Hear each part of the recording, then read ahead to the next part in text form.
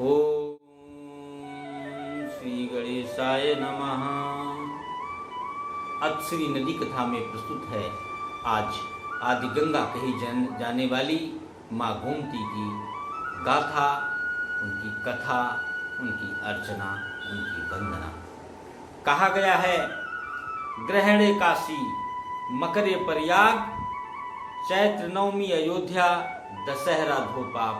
अर्थात ग्रहण में काशी स्नान, मकर संक्रांति स्नान प्रयागराज में, चैत्र मास नवमी तिथि का स्नान मां सरयू अयोध्या में और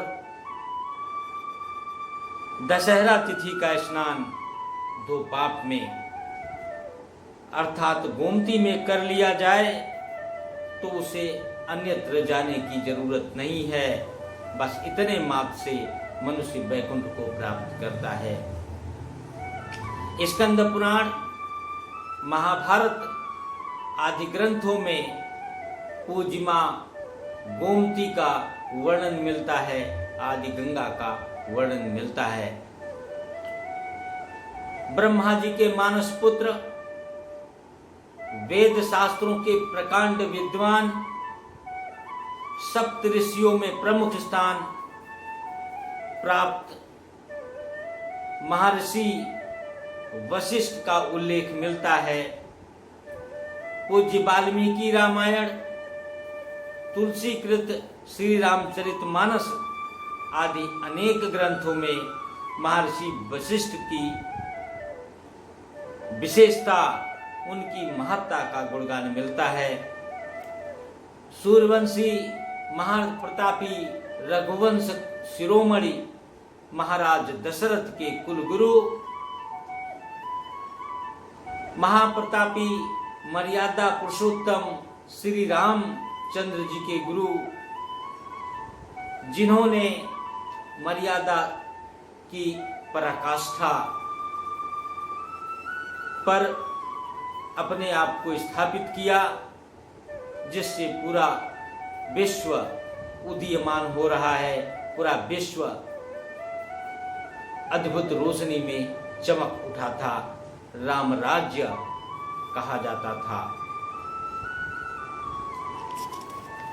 भगवान श्री राम की बाल लीलाओं से लेकर के रावण वध तक अनेकानेक राक्षसों की से इस धरती को मुक्त कराने वाले भगवान श्री राम के साक्षी रहे, उनको अपने नैनों से अपने नैनाभिराम किया है।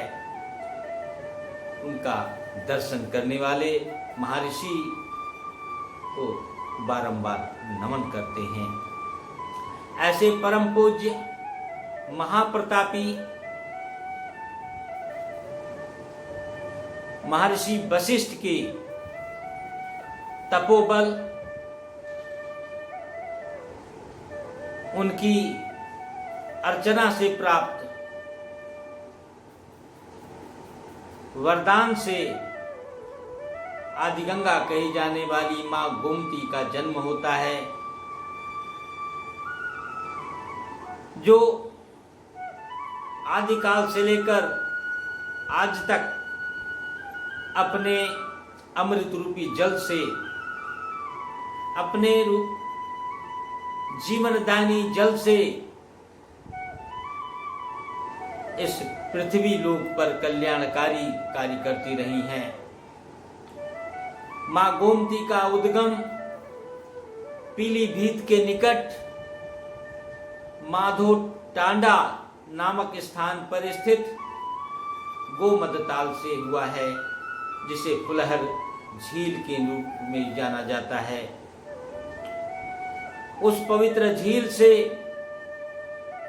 मां गंगा, आदि गंगा की एक पतली सी धारा निकलती है, जिसमें उनकी अन्य सहायक नदियों का जल मिलने से उनका गौरव बढ़ता है। उनकी सहायक प्रमुख नदियों में जो माँ गोमती को अपना समस्त समर्पित कर उनका गौरव बढ़ाती हैं, उनका सम्मान बढ़ाती हैं। गहई, सई, कथिना, सरायन, छोहा, सुखेता आदि पवित्र नदियां का जल प्राप्त होने के बाद माँ आदि गंगा अपने विशाल रूप में प्रकट होती हैं, जो अपने उद्गम स्थान से 900 किलोमीटर की लंबी यात्रा करते हुए वाराणसी के पास कैथी नामक पवित्र स्थान पर माँ गंगा से संगम करती हैं। आदि गंगा और माँ गंगा के अद्भुत संगम पर भगवान भोलेनाथ का पवित्र मंदिर है, जहाँ अनेकानेक लोग स्नान कर अपने आप को धन्य करते हैं, पाप से मुक्त होते हैं।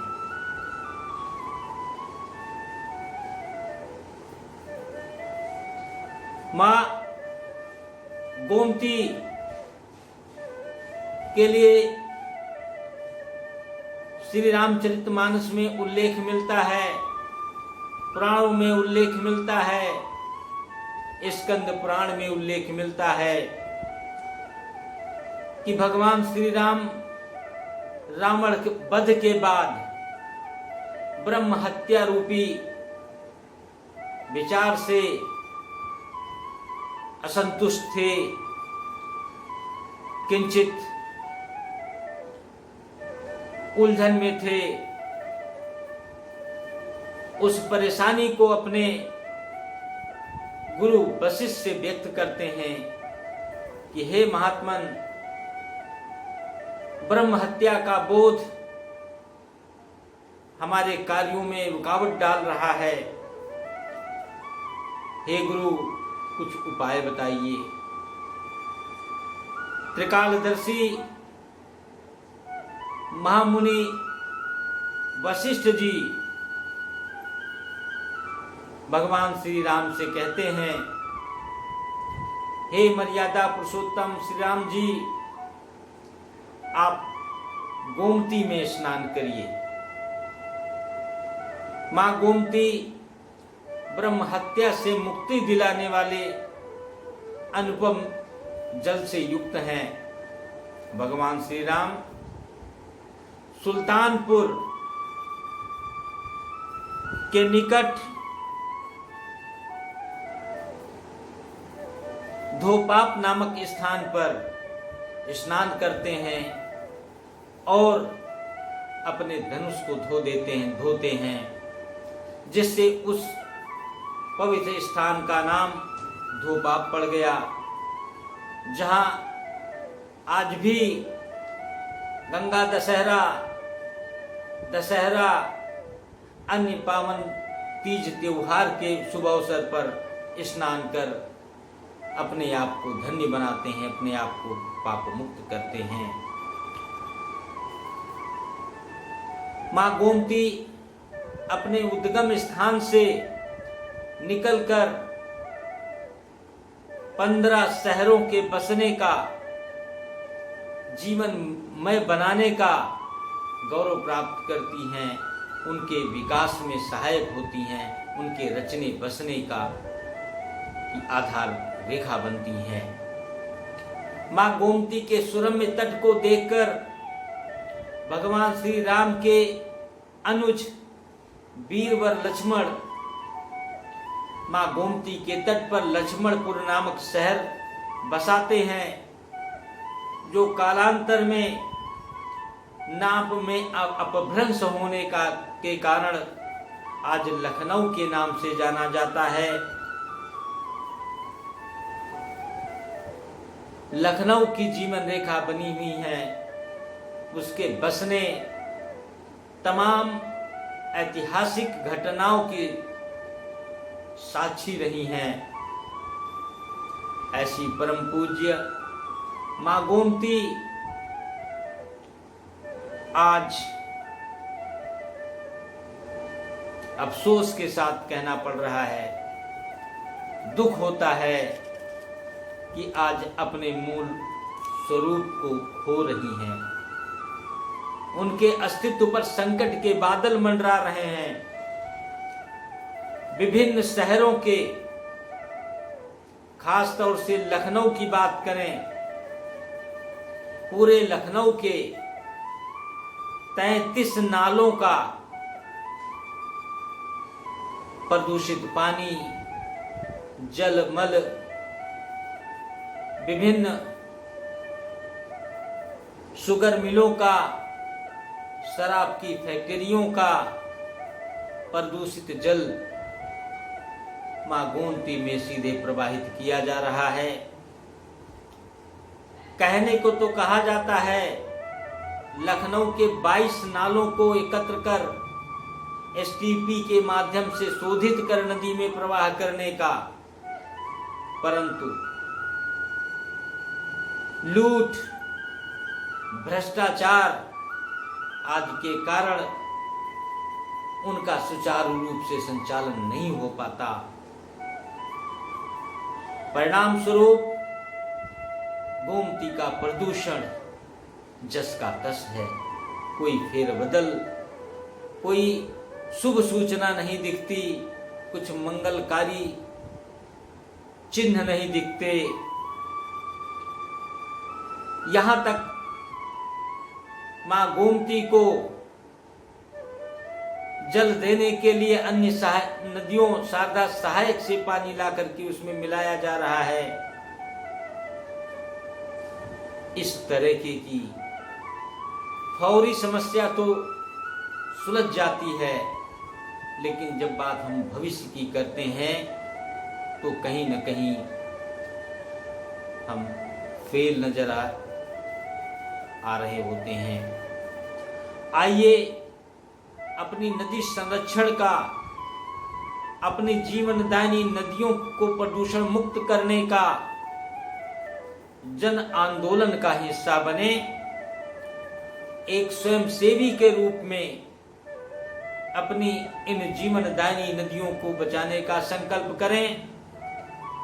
महर्षि वशिष्ठ की लाडली पुत्री, पुराण में आदि गंगा कही जाने वाली मां गोमती युगों युगों तक सदा नीरा बनी रहें, ताकि हमारी भविष्य की पीढ़ियां हम पर आरोप न लगा सकें। बहुत बहुत धन्यवाद। नमस्कार।